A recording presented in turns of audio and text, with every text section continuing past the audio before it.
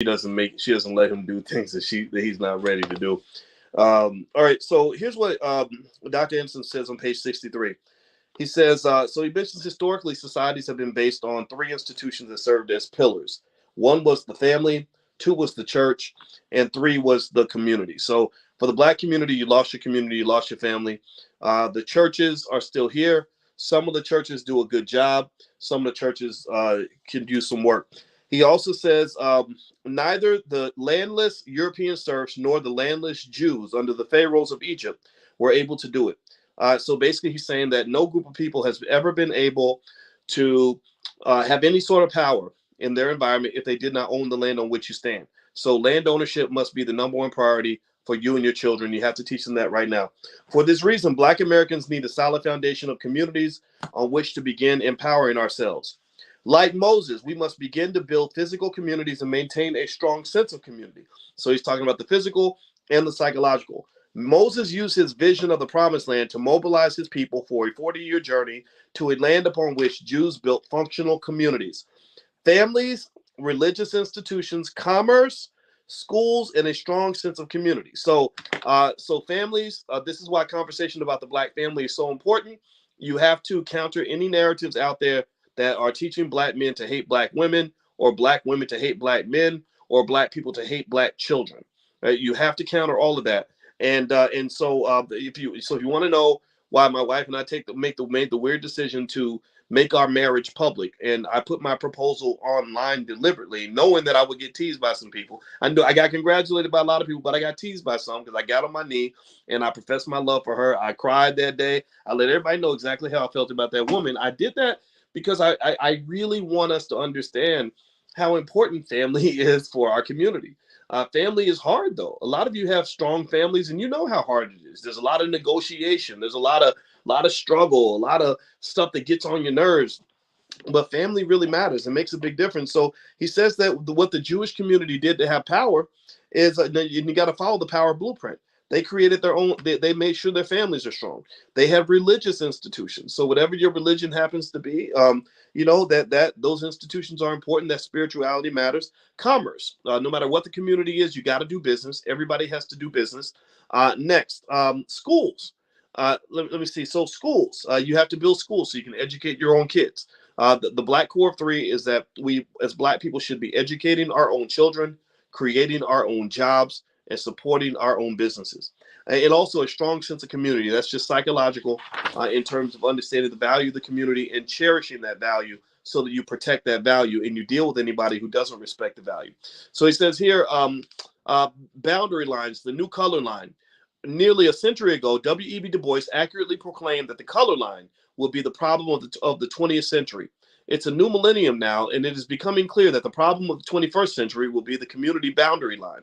America is balkanizing along racial, ethnic, economic, and religious lines. Across America, groups are aggressively seeking territory or communities in which they can store their wealth, resources, and political power to enjoy and preserve for their future generations. As noted earlier, Hispanics, for example, are assembling their economic and political intentions behind their Spanish language and culture. They intend to use both to capture territory, rights, and a political base within the United States. So a lot of people are making moves. What move are you making? The practice of seeking territory for communities will intensify as more and more people from around the world immigrate to America. They come to America in search of a better quality of life, not to integrate with whites or to get along with blacks. They are coming to this country to get ahead economically and to find wealth and fortune. They commit themselves to competing with any and all groups, economically and politically, on behalf of themselves, their families, and their native countries. Typically, their initial destination is close to or within Black neighborhoods. Now, why do you think that is? Why do you think that people that come from other countries, why would a Ukrainian say, okay, the first thing I want to do when I get to America is I want to start a business in a Black neighborhood? Why would a Ukrainian, an Iranian, an Arab, why do they all want to go to the hood? Why would you start in the hood? Wouldn't you want to start in Beverly Hills or someplace where everything's nice and the grass is green? And why do you think they start in Black neighborhoods?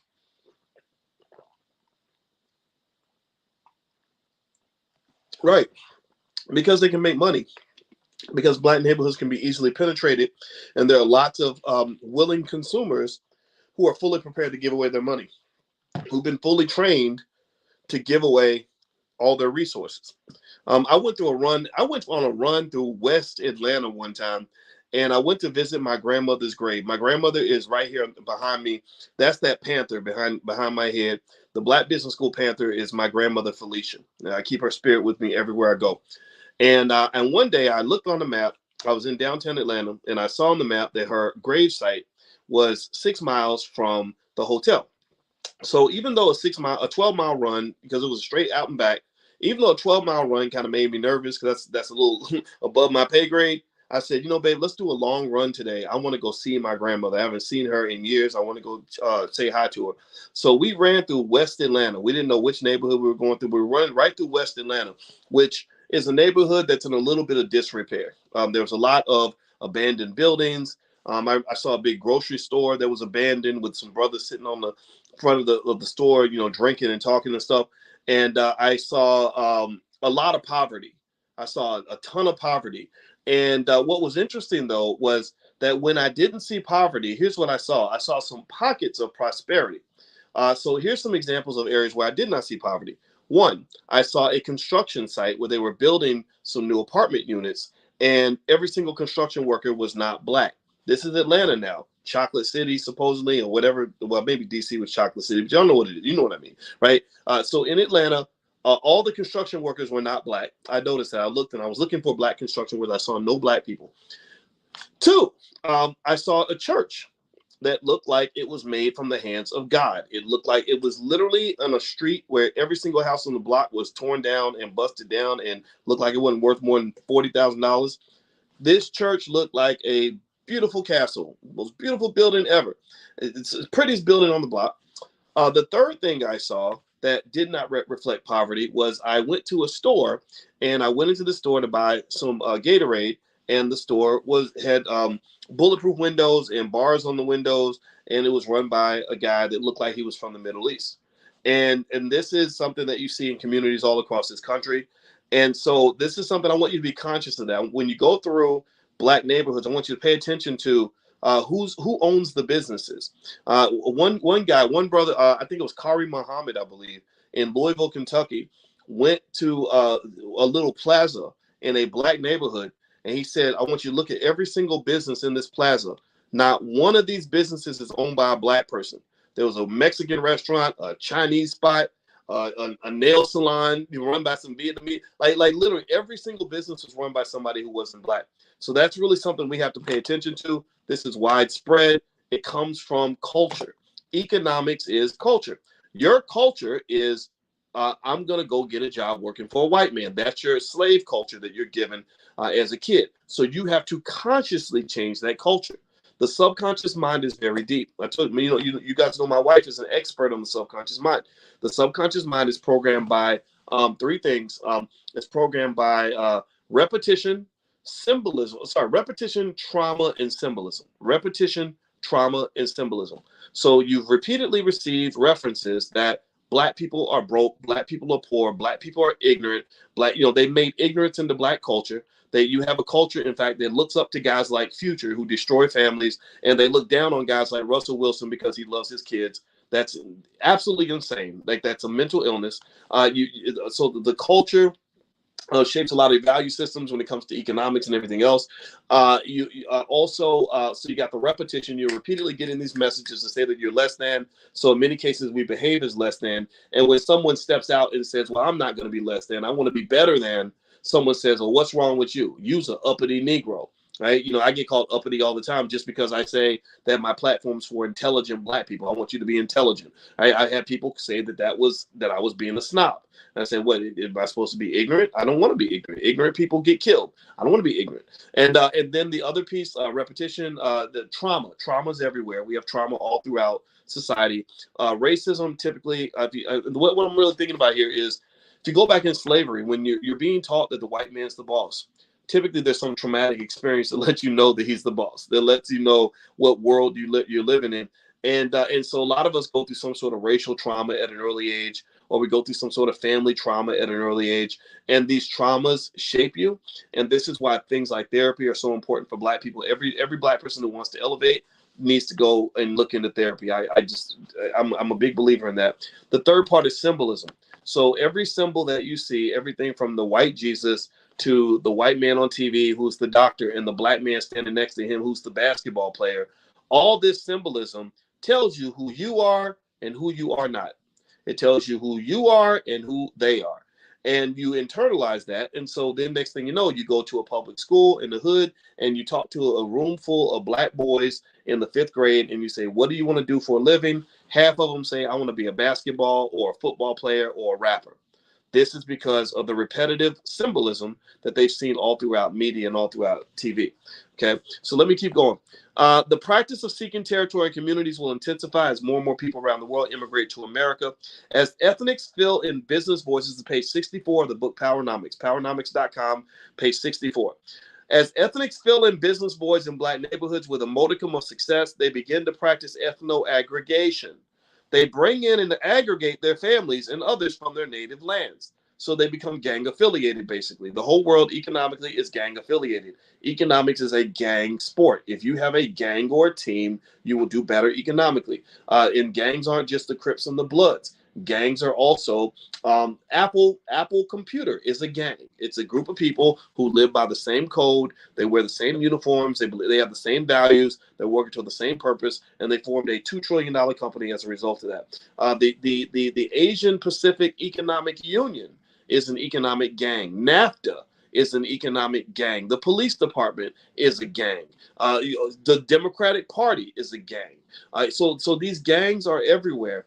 And so ultimately what he's saying is that when people come from America, or excuse me, from other countries to America, they find their gang. They go to the neighborhood where their people are located. They don't try to integrate and mix in and blend in and all that. They go to the space where their gang is located. And then also they bring in other members of the gang.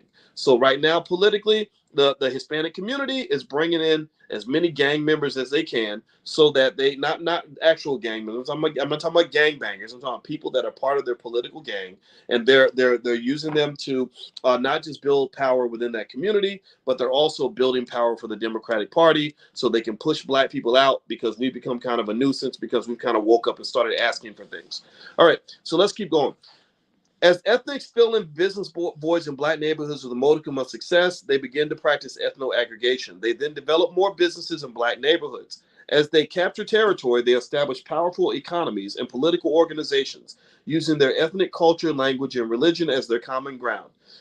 There is a little girl who is from Vietnam who is a good friend of my daughter, and I love her to death. In fact, I call her daughter because I just love this little girl. She's so sweet. She's super smart. She's great.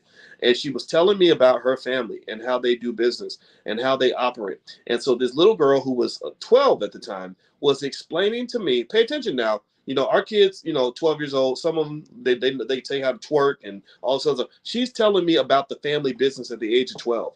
And she said, yeah, so my aunt moved here, and then she moved my cousin over from Vietnam, and my cousin had to go work for my aunt for a while. And then if you don't do the work, they send you back to Vietnam. And then they save their money up and they bring someone else. And then after they save the money up, they also don't just bring someone else over. They open up another nail salon. Like it was something like that. I was just sitting here listening to this 12-year-old child explain the family's business model to me. And I'm sitting here just thinking about the fact that a lot of the kids that you see, a lot of our kids are going to these white schools. They can't even read.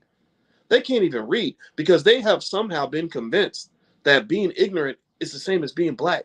They really think that if you can read, then you ain't really Black. Do you know how dangerous that is?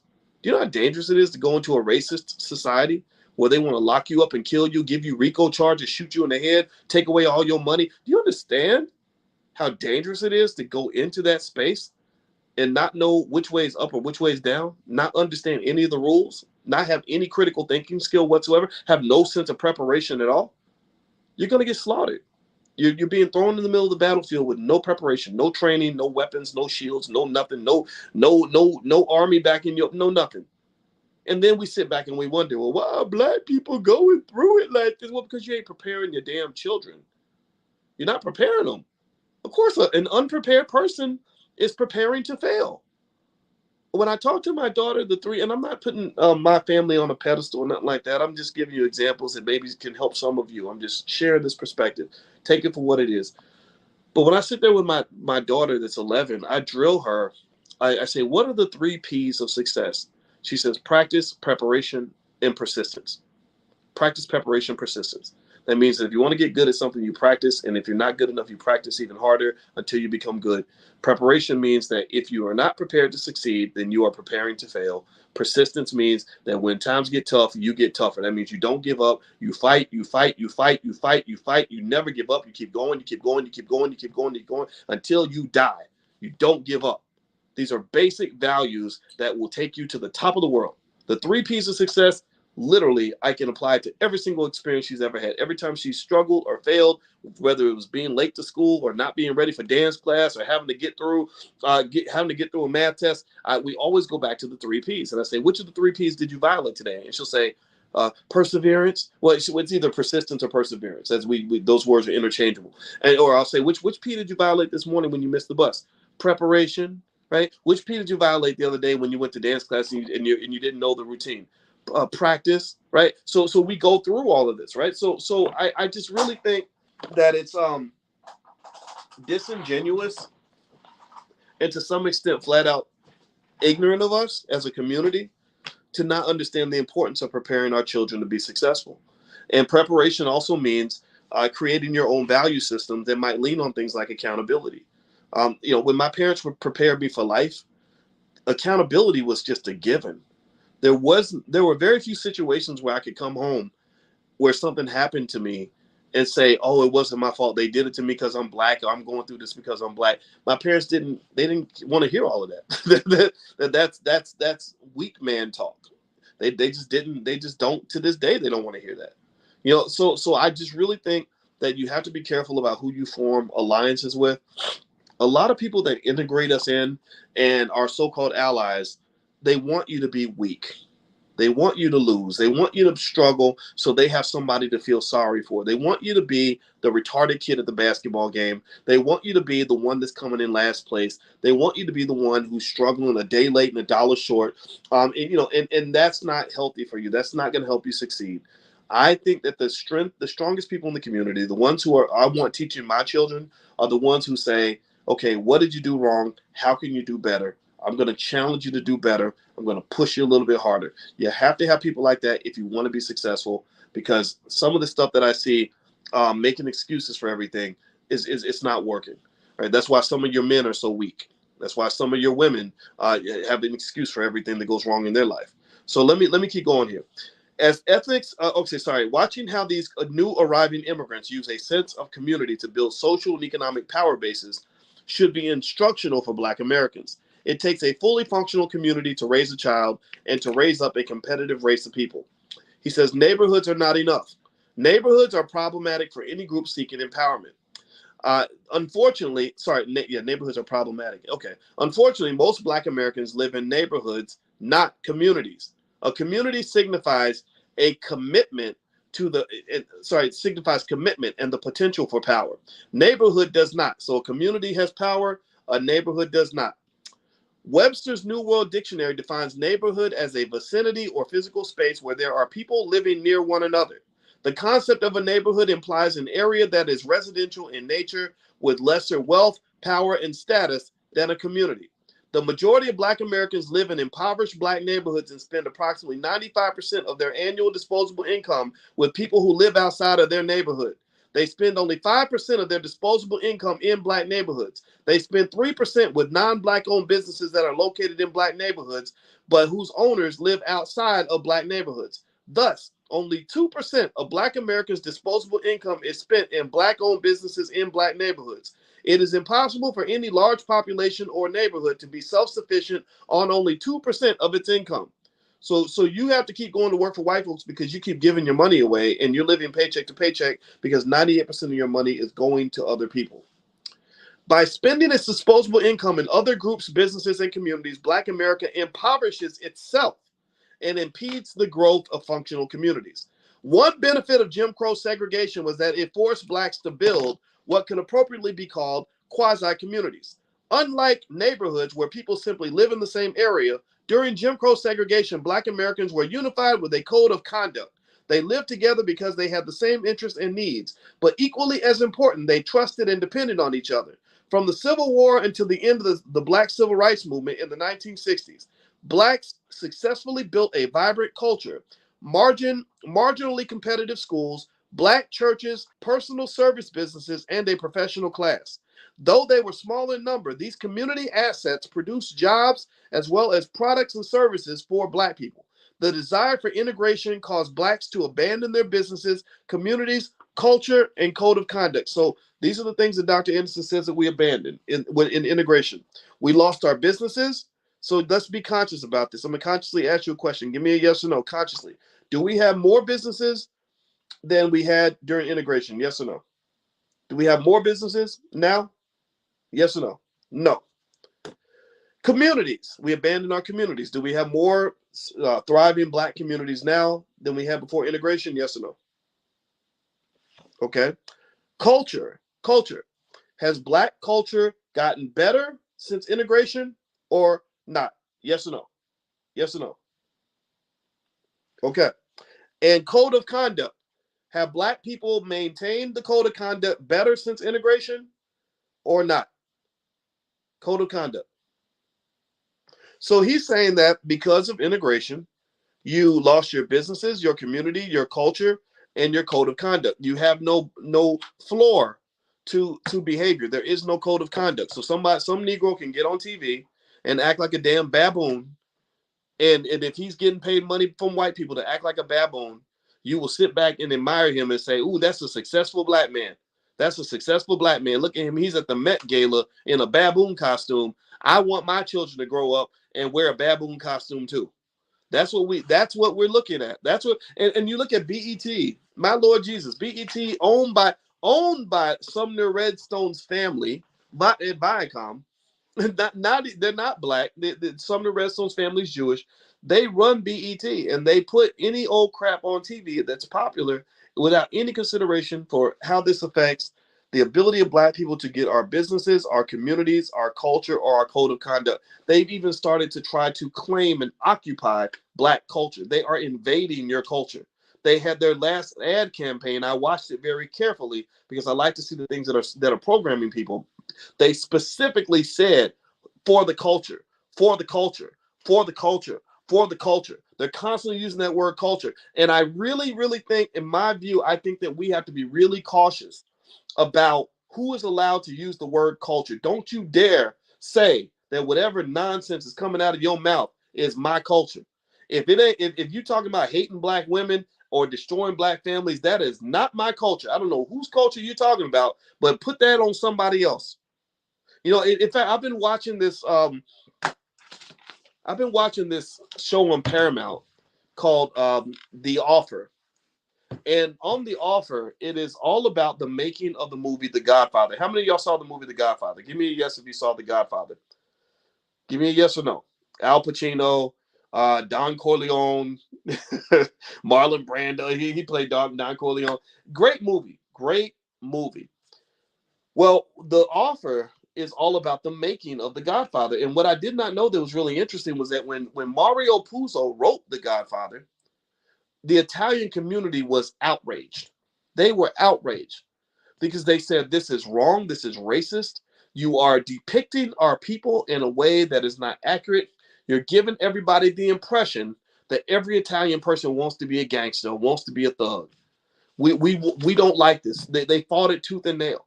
And then when they made the movie, the actual mafia gangsters were trying to come kill them because they were like, we do not want you to put this depiction of our people out there. Well, they got the movie made anyway. It got put out there.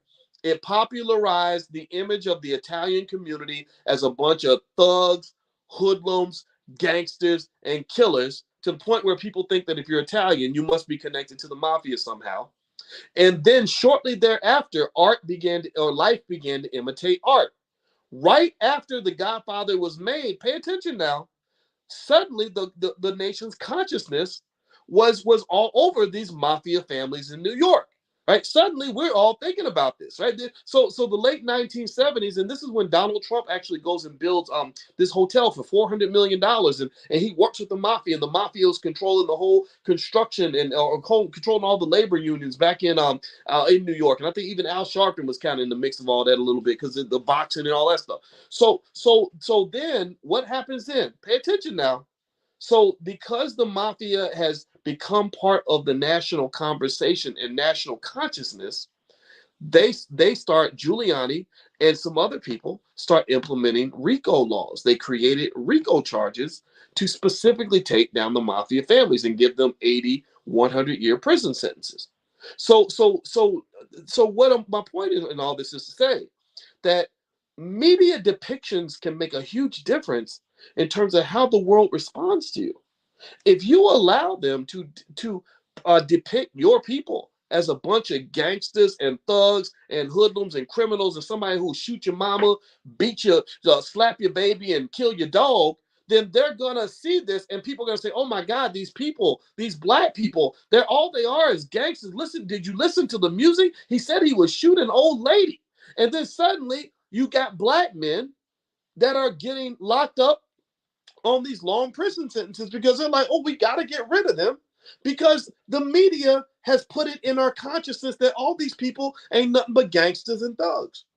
And this is what has happened to you. The same thing that happened with the Italian community is exactly what they did to you with hip hop, with gangster rap, where they got you literally looking up to people who are very harmful to the black community. Ain't done nothing good for black people. Ain't taking care of their damn kids. Don't have no respect for women. Don't have no respect for family. Don't have any respect for intelligence. Literally, some of them living like damn animals, and you think the animal is the coolest thing in the world.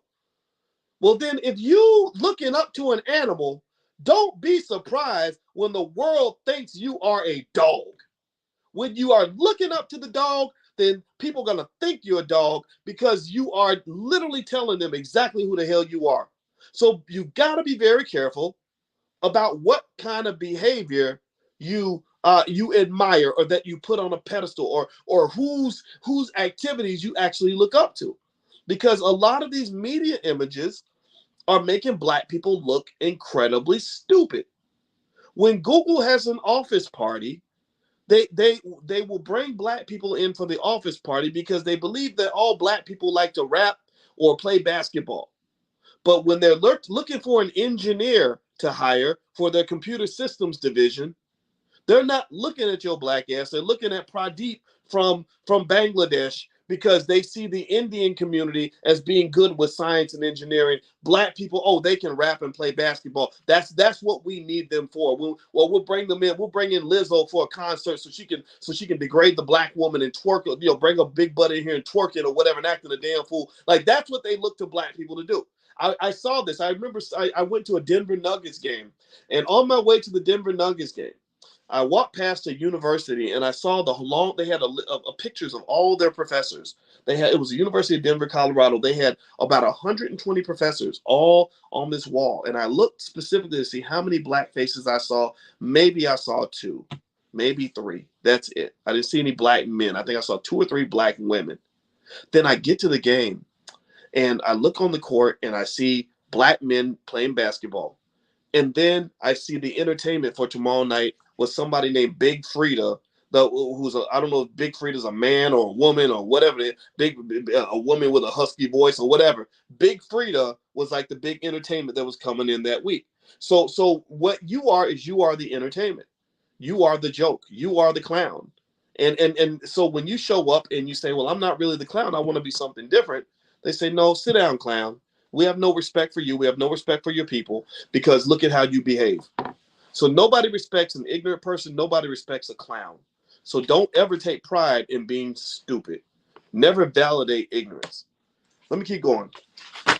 Black Americans need to be accepted by white society, or their need to be accepted by white society was greater than their need to be accepted by black society. Today's black neighborhoods no longer qualify to even be called quasi-communities because they no longer have a network of black businesses or a group code of conduct. So he's saying that our neighborhoods are not even communities anymore. They have no code of conduct. They have no network of businesses, none of that. Black neighborhoods are primarily where the majority of Black people eat and sleep. They do not embody the criteria for a functional community. Consequently, Black neighborhoods are typically referred to as ghettos, urban areas, inner cities, or they are sometimes identified by terms such as the hood. These broad, ambiguous terms signal the dependent, non-competitive nature of Black geographical areas across the country. So then Dr. Anderson talks about developing a sense of community. He says, what is a sense of community and why is it important? A sense of community is the collective thinking, seeing, and behaving as a we, not as a me. So we and me, those terms have to compete with each other at a very early age in the sense that you have to understand it's bigger than you. It's more important than you. Even when you talk about something as simple as how you choose to date, if you are constantly saying, you know, I don't want to, I'm a single man. I don't want nothing to do with no mother with children. Because that gets in the way of me getting all the sex I want. I can't go out here and just get what's best for me. That's an immature, problematic statement. It doesn't. I'm not saying, and we talked about this a little bit. I'm not going to talk about too much, but I'm not saying that you have to go date any particular person. I'm not saying you have to go date a mother with kids, but just be quiet. Then be quiet, because there are some men who agree with the idea that as Black men, we are responsible for the whole community. So there has never been a child that has run across my path ever where I did not feel at that point, if there was an opportunity for me to improve the life of that child, that is my job. That's not me being nice. That's not me going above and beyond. That is my job. Whatever that means. I got to give them $2, give them some encouraging words, give them some advice. I get on the internet and I say it all the time. People say, Dr. Boyce, I look up to you like an uncle. I look up to you like a father. I say, good. If you don't have a daddy that's worth a damn, I'll be your daddy. Come to my channel every day. I'll be your daddy, and I will give you every piece of advice that my daddy said to me so that you can go out here in this world and know what the hell's going on. So at the end of the day, what I'm saying to you is that word we, you have to be able to internalize that. If you can't use the word we when you're talking about your own people, then I was going to say, fuck you. But some of y'all got kids, so I'm sorry. I had to get it out. I got to apologize. But seriously, if all you can use is the word I, and you can't ever use the word me, we, excuse me, if every word is I or me, and you can never use we or us, then what good are you to anybody other than yourself? You're good to nothing. You're good for nothing. You know, if you run around getting women pregnant and abandoning kids everywhere because you want to just go have as much sex as possible and you want to act a fool, I don't have anything in common with you. We are not the same. We are not the same.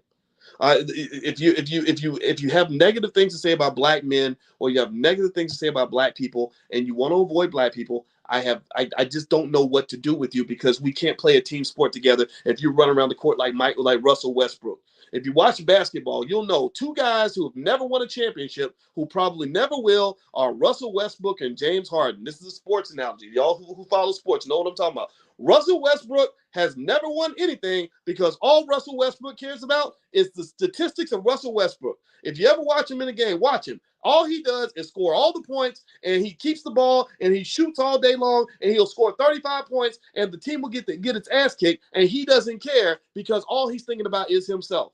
That is a guy who will never win a championship because no one ever taught him that in order to win, you have to operate as a team. So some of y'all are not team players, and I get it. That's fine. You don't have to be, but I don't really know what to do with people like that. I have nothing. I don't know. Success as a collective, success in a pro-Black context requires at some point you picking your teammates. And everybody doesn't have to be your teammate, but you got to figure out who your teammates are. My teammates are my wife, my kids, my friends. Y'all are my teammates, right? Like you have to have teammates in order to win this game. If you make it all about you, then you will lose. Social integration has intensified our need for a strong sense of community or a sense of peoplehood. Having abandoned their quasi-communities, culture, schools, and businesses for the integration promised land, many Black Americans cannot easily return to physical communities that are primarily Black. Those who cannot return can exercise an option. They can identify with Black physical communities and organizations via their mindset, actions, and support. This strong identification and support is what is commonly referred to as a sense of community or sense of peoplehood. It is what people feel when they have a strong psychological identification with a physical community and its inhabitants. They are attracted to and desire the cultural familiarity, security, and satisfaction they receive from association with these communities. The psychological damage blacks have experienced as a result of slavery, Jim Crow segregation, and racism will pose significant challenges to developing a strong sense of community. I can tell you, I really think that a lot of the problems in the black community, many of them start off in STEM from um, just that school part. That school part, I really think that about at least maybe 40-50% of the damage to black adults and black families and the black community occurs because we send our children off to white folks to get an education. I'm not saying that you can't learn from other people, but before you're learning from them, you should be learning from us. Before you send them off to be exposed to other people's values, you have to make sure they know who they are so that they can be among those things, but not internalize those things. So when a child is sent to school with teachers that hate them, teachers that care nothing and know nothing about black people, teachers that have their own value system, teachers that want you to just sit down, shut up, and just be a good boy and fit in, it screws their head up. And hundreds of thousands of black kids come out of these schools and they can't even read. So I really think that word schools, I just kind of think, I think that those of you that really want to make a move, I think you have to really be innovative about this and understand that learning and education is not something that just has to happen in a building, with a bunch of, infrastructure. You're learning right now. You're in class right now. This is school right now. I have more credentials than any teacher you've ever had in your life. It's all documented. So school can be anywhere. In fact, school isn't actually anywhere. School occurs when you're watching movies, and it occurs in media. School is occurring in music. People are always being educated and indoctrinated to some sort of mindset, and so you want to be conscious and aware of what you're internalizing psychologically, because that's going to shape who you are. So be very conscious. The same way you're careful about what you eat, or you should be, you should also be careful about what you're eating psychologically and spiritually. I don't take in stuff that is not good for my spirit, that's going to make me less of the man that I need to be. I just don't. I don't even on the internet, when people do weird videos or stupid videos, or they have, they say crazy, they might even say crazy stuff about me on the internet. I don't watch those videos. So I'm like, boys, you don't need to take in any of this. There's nothing that's going to benefit you from watching this stupid troll say stuff that isn't true. It's only going to make you mad. It's going to distract you. It's going to make you small-minded. It's going to get on your nerves. It's going to make you unhappy. So go spend time with your kids instead. Right, so be conscious about what you take in. That's extremely important. Now, here Dr. Anderson talks about the social engineering on black communities, which I think is fascinating in terms of how they engage in mind control. So I'm going to go a little bit longer. Typically, we go about an hour, but I'm going to go a little bit longer because I really want to get into this, because he talks a little bit about some of the Willie Lynchisms that are used in order to control the minds of black people. And so by the way, don't forget, some of you asked about it earlier. If you still want to join that Black Wealth Boot Camp on July 7th, where we're going to talk about covered call options as a way to generate income from the stock market, it's big. I've been working on this for 2 years. I'm super excited about it. If you'd like to join us still, you can go to boycewatkins.com, click the link at the top, and you can take a look and see if you like it. And also, don't forget, as a member of the book club, I think you can either use Dr. Boyce and get a discount, or you can, as one word, or you can also use, I think, the word book club. I think if you use the word book club, you get a discount for that too. So feel free to go to boycewatkins.com and take a look if you'd like to sign up, and you can bring your family and stuff like that to that too. All right. So he says the impact of social engineering on communities. Throughout the relationship between blacks and whites, the majority white society has kept black Americans under various forms of control: physical, legal, and symbolic. Physical, I'm underlining this. Physical, legal, and symbolic. So they control you physically, they control you legally, they control you symbolically. The majority society, through its primary institutions, has used rudimentary sociological and psychological principles to control blacks and to deprive them of their sense of peoplehood. In such a state, black people could easily be misled into inappropriate behavior, identifying with the oppressor groups and hating their own group. This is not a conspiracy theory. The facts are evident in the marked inequalities between the races and the continued inappropriate behavior patterns of black Americans. So Dr. Anderson basically says that the evidence comes in the, if you want to see the evidence of black brainwashing, all you got to do is turn on the TV. All you got to do is turn on the radio. All you got to do is look around. So he says the evidence is in the inappropriate behavior. Oh, and also all you got to do is look at the statistics for black kids coming through the public school system and look at how many of those kids can't read, can't write, can't do math, don't have a nickel in their pocket, and don't even know how to don't even know how to get a job, let alone build wealth. They don't know any of these things. So let's keep going. There is no other way to explain why historical inequalities remain unchanged and black Americans continue to cede and surrender their wealth and resource powers to their competitors while their own family, community, and the race as a whole remains powerless and impoverished. These are neither innate nor normal behavior characteristics, so let us examine their origins. So he's saying, let us examine why you're so screwed up. Let's see. What does it say?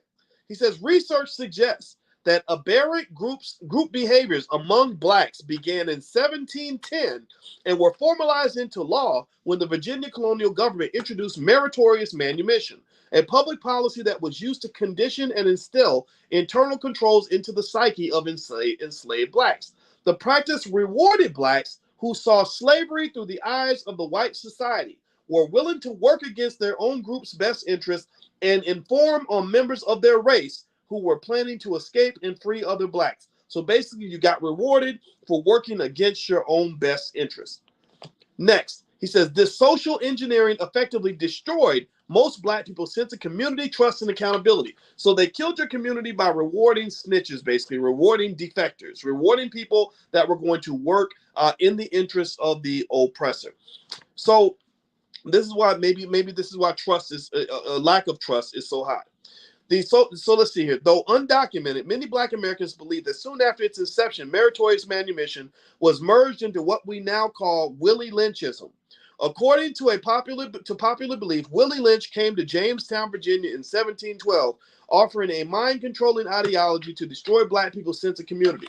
A professional slave trainer, Willie Lynch offered the slaveholders a conditioning system that he guaranteed would instill internal controls that would effectively divide blacks for centuries. He proposed that slave masters create divisions among blacks and separate them along the lines of gender, age, tribe, culture, class, rank, and skin color.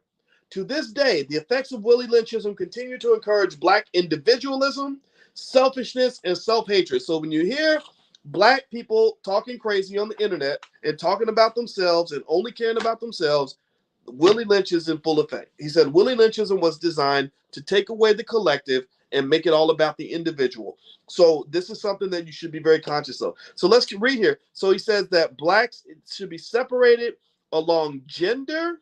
So let me ask you all this. Let's do this. Let's see. Let's ask a yes or no question. Do you think there's a gender war in the black community? Is there, when you look on the internet, do you see men hating on women, attacking women, talking crazy about black women, and women talking crazy about black men? Do you think there's a gender war that's happening? Yeah, okay. So gender, check. Age. Do you think that there's maybe an age thing where maybe young people are trained not to respect older people disrespect younger people? Yes or no? Okay. Tribe. Is there a lot of tribalism that you see in the community with different groups? Like, you know, I'm part of this group. I was what was it? Gosh, what was it? You had the foundational Black Americans against the other group, ADOS. And I'm not dissing, I'm not making fun of anybody, I promise you. But I was like, y'all are saying the same things. How are y'all? I don't understand. So that's just my 2 cents. I'm not about attacking anybody. I'm just gonna say that sometimes there's a point where you gotta take the time. In my view, it's healthy to take the time to say, okay, what are the things we have in common, as opposed to focusing on all the things that we have apart that makes us different. How about we just focus on the things that make us the same? Let's see. You got culture, class, rank, and skin color. Okay, so let's see. He says though slavery and Jim Crow semi-slavery officially ended in 1865 and 1954, respectively.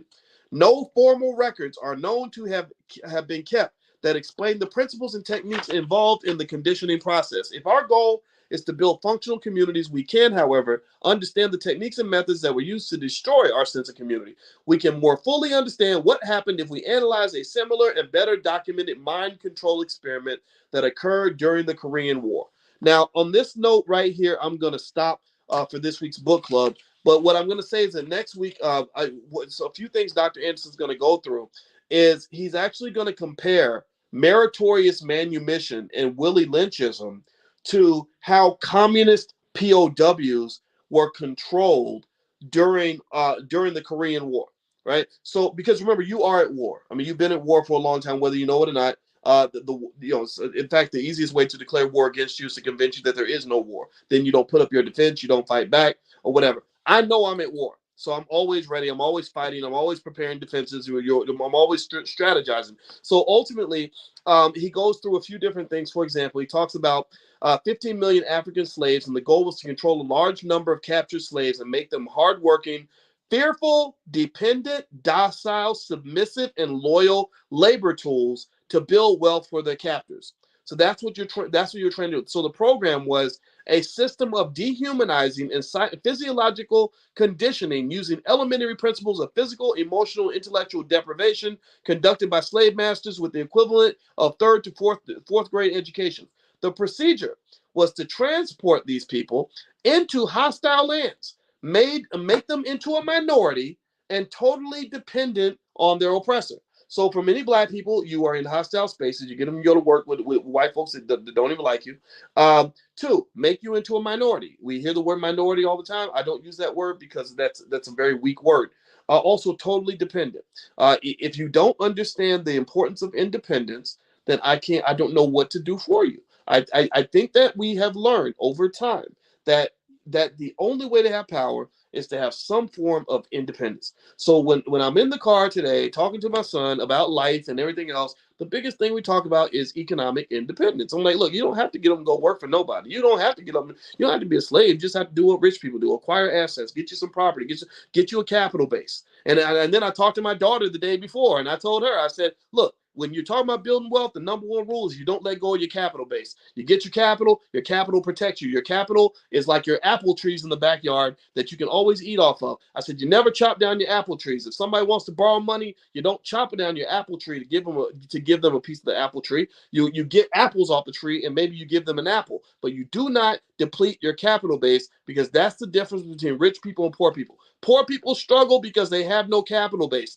What is a capital base? A capital base is a pile of resources that you own, that you control, that belong to you, that protect you in the event that you get hit by an economic thunderstorm. And y'all know as well as I do that when America catches a cold, black people get pneumonia. When they decide they're gonna lay people off, they lay your black ass off first. When the pandemic hits, they starve your businesses, they take away your jobs. You're the one who's gonna get hit the hardest. So you, of all people, should be the ones who are first in line to understand every single thing you need to know about what it means to be economically secure. If you go through life in this world where all these people don't like you and nobody cares about you, and you're not thinking every single day about the security of yourself and your family, then I feel sorry for you.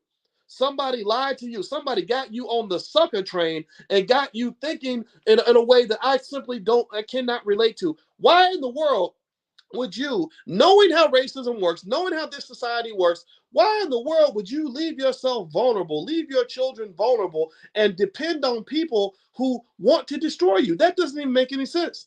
So when I talk to my kids this week, and I talk to both of them this week, these are true stories. I incorporate all this into our conversations because I want to, maybe it'll help some of you that are trying to figure out what to say to your kids. I told my daughter, I said, you get a capital base and you protect it.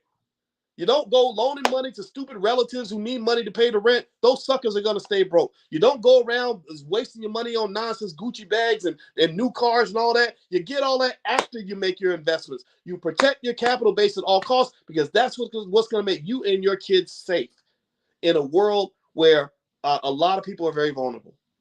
So little things like this is what Dr. Anderson is talking about. When he's talking about power and control and owning resources and all that. He's really just talking about building up a capital base and protecting it by any means necessary, because that is your key to freedom. The thing that makes me free, the reason I can say whatever I want, the reason I'm not scared of nobody, there's nobody that can really come fire me or come get me, is because I have a capital base and I protect it for dear life. I'm always thinking about risk management. I'm always thinking about protecting myself from vulnerabilities. I'm not trying to go out there. And if I do go out there, I'm going out there with full pad and shield and backup plans. I got a plan A, a plan B, a plan C, a plan D, a plan E, F, G. I'm using 2 alphabets to make sure that you're not gonna come over and get all of this that's over here. That's not gonna happen today. So shout out to I mean, this is the last point I'm gonna make on this, but I want to say a special shout out to everybody in here who has military training. You need to listen to your soldiers, because soldiers already understand security. Soldiers already understand every single thing. They understand security. They understand planning. They understand strategy. They understand preparation. They get all of that. Those are the leaders in the Black community, not the rappers, the soldiers. So I honor you and I respect you and I encourage you to take that military training and apply that to how you defend and protect your family on every single level. That's what's going to make you strong. That's what's going to protect you. That's what's going to make you great again. All right. So anyway, guys, that's it. That's all I want to say today. I'm going to bounce on out. And by the way, if you want to join us for the Black Wealth Boot Camp on July 7th, then feel free to go to boycewatkins.com. The link's right there at the top. Don't forget, your discount code you can use is either Dr. Boyce, that'll give you 20% off if you'd like to use it, or I think the word book club actually works. If you have any questions or any issues, just email the support team, support@theblackbusinessschool.com. They'll take good care of you, and I will see you guys next week. I'm going to head out. I got a flight tomorrow, and I love you, and it was awesome, and God bless you guys. So every Wednesday night at 8:30 p.m. Eastern, that's when we have book club, so I'll see you guys soon. So take care now. Bye-bye.